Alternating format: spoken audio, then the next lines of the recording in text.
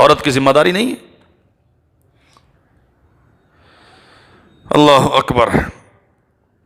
اگلی بات، راز و نیاز کی باتیں، اپنی بیوی کے اور آپ کے آپس کے جو پرسنل میٹرز ہیں انہیں لوگوں میں ڈسکس کرنا تیرے گھر کی بربادی کا سبب ہے۔ اور دوست، کزنز طرفین سے، دلہن کی بھی اور دلہا کے بھی، وہ اس انتظار میں ہوتے ہیں کہ رپورٹ لیں شادی کے بعد کے مرحلے کیسے گزرے۔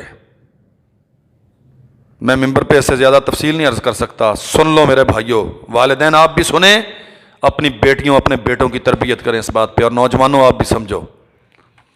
نبی کریم صلی اللہ علیہ وسلم نے فرمایا ان من اشر الناس عند اللہ منزلۃ یوم القیامہ، قیامت کے دن اللہ کے ہاں سب سے بدترین انسان وہ ہوگا جو اپنی بیوی کے بیڈ روم میں جاتا ہے اور بیڈ روم کی باتیں آ کے لوگوں کو بتاتا ہے۔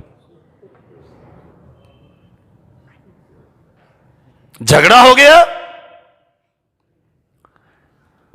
میں کہتا ہوں واللہ جھگڑا نہیں ہو گیا، فیملی کورٹ میں آپ کا کیس لگا ہوا ہے، آپ کے سسرالیوں نے آپ پہ پولیس چڑھا دی ہے، اگر آپ غیرت مند مرد ہیں اور شوہر ہیں تو پھر بھی شریعت آپ کو یہ حق نہیں دیتی کہ آپ کے بیڈ روم کے راز آپ کی زبان پہ آئیں۔ نبی کریم صلی اللہ علیہ وسلم کے پاس ایک عورت آئی، تفصیلات موجود ہیں شریعت میں، اس کا شوہر رنگ کا بھی کالا، قد کا بھی چھوٹا، طبیعت کا انتہا درجے کا کھردرا، اور مار کٹائی بڑی کرتا، جھگڑالو بڑا تھا۔ ایک روایت میں ہے کہ اس نے بیوی کا ہاتھ توڑ دیا مار کے۔ اسلام کیا کہتا ہے؟ وہ خاتون آ کے رسول کریم صلی اللہ علیہ وسلم سے کہتی ہے اللہ کے نبی مجھے اس کے ساتھ نہیں رہنا، علیحدگی دلوا دے۔ مسئلہ کیا ہے؟ حضور کوئی مسئلہ نہیں ہے، بس میں اس کے ساتھ مزید نہیں چل سکتی، اللہ کی قسم اس نے نہیں کہا یہ ایسا یہ ایسا یہ ایسا یہ ایسا، کوئی عیب جوئی نہیں کی، حضور کوئی مسئلہ نہیں ہے مجھے اس کے ساتھ نہیں رہنا، اسے کہیں مجھے طلاق دے دے، اور محمد کریم صلی اللہ علیہ وسلم نے علیحدگی کروا دی۔ اگر رہنا ہے تو اچھے انداز سے رہیں، اگر جدا ہونا ہے تو اچھے انداز سے جدا ہوں۔ ایک دوسرے کو ذلیل اور رسوا کرنا اور ایک دوسرے کے راز لوگوں کے سامنے آشکارا کرنا یہ تو جہالت کی علامت ہے، یہ تو حماقتیں ہیں۔ تیری مردانگی صرف اس میں ہے کہ اپنی بیوی کی باتیں آ کے اپنے دوستوں میں کرتا۔ اللہ اکبر۔ نبی کریم صلی اللہ علیہ وسلم نے خامدوں کا ایک یہ بھی فرض قرار دیا ہے کہ وہ زیادہ لمبا وقت اپنی بیوی کے بستر سے دور نہیں رہیں گے۔ اس پیرائے میں جو عورتوں کی ذمہ داریاں ہیں ہم وہ عرض کریں گے انشاءاللہ۔ جیسے مرد متمنی ہوتا ہے اپنی اہلیہ کا، ویسے ہی اہلیہ بھی متمنی ہوتی ہے اپنے شوہر کی، لیکن اس کے ہاں شرم و حیا زیادہ ہے، وہ طلب نہیں کرتی شوہر کی ذمہ داری۔ رسول اللہ صلی اللہ علیہ وسلم نے فرمایا لا يتخلف المتزوج عن اہلہ اکثر منہ۔ اللہ اکبر۔ ہاں یہ رسول اللہ کی حدیث نہیں ہے، یہ سیدہ حفصہ کا قول ہے۔ واقعہ یہ ہوا سیدنا عمر بن خطاب رضی اللہ عنہ اپنی عادت کے مطابق رات کی تاریکی میں شہر کی گلیوں میں گھوم پھر رہے تھے، تو کسی گھر سے کسی عورت کے گنگنانے کی یا اشعار کہنے کی آواز آئی۔ اگر مجھے اللہ ذوالجلال والاکرام کا ڈر نہ ہوتا تو یہ چارپائی یوں ساکت نہ ہوتی۔ اشعار کی زبان میں وہ اپنے جذبات کا اظہار کر رہی ہے، نشان لگوا دیا، صبح بلوا لیا، پتہ کرو اس گھر میں کون خاتون ہے، آ گئی، کیا مسئلہ ہے؟ تو کس کے فراق میں یہ شعر کہہ رہی تھی؟ عورت تھی نا، اور غیرت والی پڑھی لکھی عورت تھی۔ اس نے کہا امیر المومنین خامن جہاد پہ گیا ہے، نہ جانے کتنے ماہ ہو گئے واپس نہیں آیا۔ سیدنا عمر بن خطاب رضی اللہ عنہ فوراً ام المومنین سیدہ حفصہ کے پاس گئے، بیٹی کے پاس گئے. اب یہاں لوگ سوال کرتے ہیں کہ عمر نے یہ سوال بیٹی سے کیوں پوچھا، بیوی سے کیوں نہیں پوچھا؟ یہاں معترضین یہ سوال کرتے ہیں کہ عمر نے یہ سوال بیٹی سے کیوں پوچھا، بیوی سے کیوں نہیں پوچھا؟ بیوی، عمر کی بیوی عالمہ ہے، لیکن وہ رسول اللہ کے درون خانہ رازوں سے واقف. یہاں سوال بیٹی سے نہیں کیا، رسول اللہ کی بیوی سے کیا. بات سمجھیے ذرا. مومنوں کی ماں سے کیا ہے کہ میرے نبی کا تیرے ساتھ جو تیرے شوہر تھے سلوک کیا تھا. سیدہ فرماتی ہیں اللہ ذوالجلال والاکرام نے بیوہ کے لیے عدت مقرر کی ہے 4 ماہ 10 دن، اور الہ کی مدت مقرر کی ہے 4 ماہ.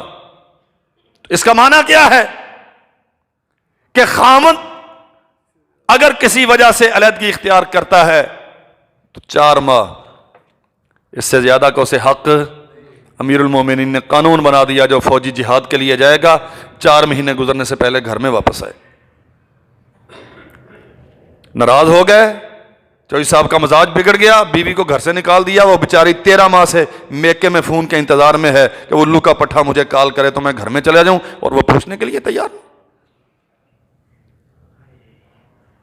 تو نے اسے رسوا کر دیا، نہ اسے گھر میں نہ بیوی بناتا ہے نہ اسے چھوڑتا. امسکوہن بمعروف او سرحوہن بمعروف. تیری مردانگی کہاں گئی کہ تو ایک مجبور کو بیچاری جو کچھ کر نہیں سکتی تیری اجازت کے بغیر اسے اپنے میکے کی دہلیز پہ بٹھا دیا. تو لے کے کیوں نہیں آتا؟ اگر نہیں لاتا تو پھر غیرت پیدا کر اور اسے طلاق دے. کہتا ہے نہ رکھوں گا نہ چھوڑوں گا، نہ رکھوں گا. اور ہے کون؟ اس کا شملہ، غیرت کا شملہ اس کے قد سے بڑا ہے. اور غیرت نکلتی کہاں ہے ساری؟ ایک بے بس بیوی پر. 4 ماہ سے زیادہ خامد کے لیے جائز نہیں ہے اپنی بیوی سے دور رہے.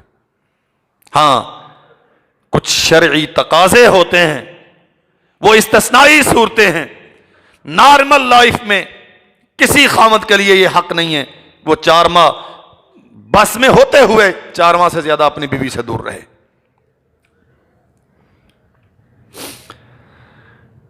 بیوی کے رشتہ داروں کا احترام. ہم تو بیویوں کا احترام کرنے کے لیے تیار نہیں. جو بیوی کا احترام کرتا ہے اسے رانا مرید کہتے ہیں. بیوی کے رشتہ داروں کا احترام بھی کرنا. کہتے ہیں رشتہ اتنے کرنا جی کڑی دی ماں پہلو مری ہوئے. اللہ اکبر. سیدہ عائشہ رضی اللہ عنہا بیان کرتی ہیں رسول کریم صلی اللہ علیہ وسلم کے پاس ایک بوڑھی عورت آئی. تو رسول اللہ صلی اللہ علیہ وسلم کو اس نے بتایا کہ میں مزنی قبیلے سے فلاں ہوں. آپ صلی اللہ علیہ وسلم اس کی طرف متوجہ ہوئے اور فرمایا اچھا تم حسانہ ہو؟ نام بھی یاد ہے. بڑی توجہ کے ساتھ اس کی باتیں سنی، اس کا حال حوال پوچھا. حسانہ جب آپ ہم سے الگ ہو گئی تھیں تو آپ کی زندگی کیسے گزری؟ یہ اتنے گزرے ہوئے ماہ و سال مجھے ذرا کہو کیسے رہیں؟ اس نے اپنی داستان کہہ سنائی. بوڑھی خاتون جب اٹھ کے گئی تو سیدہ فرماتی ہیں میں نے رسول اللہ صلی اللہ علیہ وسلم سے پوچھا اللہ کے نبی یہ بوڑھی عورت تھی، اس کو اتنی توجہ دینے کی کیا ضرورت تھی؟ اللہ اکبر. فرمایا عائشہ آپ نہیں جانتی یہ کون تھی. یہ خدیجہ کی سہیلی تھی اور خدیجہ کی زندگی میں ہمارے پاس آیا کرتی تھی. کوئی خون کا رشتہ، کوئی مفادات کا تعلق، کوئی ووٹ لینے کا مسئلہ.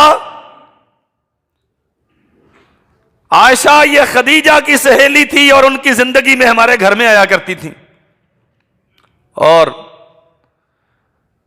مستدرک حاکم میں حدیث ہے اللہ کے نبی فرماتے ہیں عائشہ بیوی کی سہیلیوں سے حسن سلوک کرنا بھی تو ایمان ہے. کیسے حسن سلوک؟ بیوی کی یہ جو اوباش قسم کے لوگ ہوتے ہیں نا، یہ بیوی کی سہیلیوں سے تو حسن و سلوک بہت کرتے ہیں، بیوی سے نہیں کرتے. ساس تو نظر نہ آئے، سالہ سسر بیوی کا رشتہ دار وہ تو ہماری گلی سے نہ گزرے،